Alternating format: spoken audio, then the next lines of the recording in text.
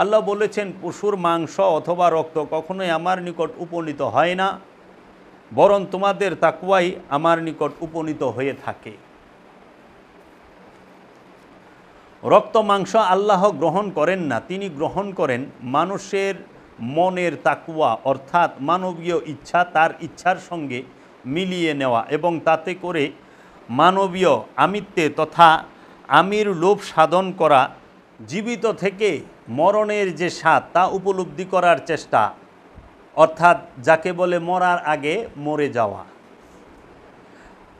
তারই অনুশীলন হলো কুরবানি। কিন্তু দুঃখের বিষয়, আজ কুরবানি গরিব সাধারণকে নিয়ে শুধুমাত্র মাংস খাওয়ার উৎসবে পরিণত হয়েছে।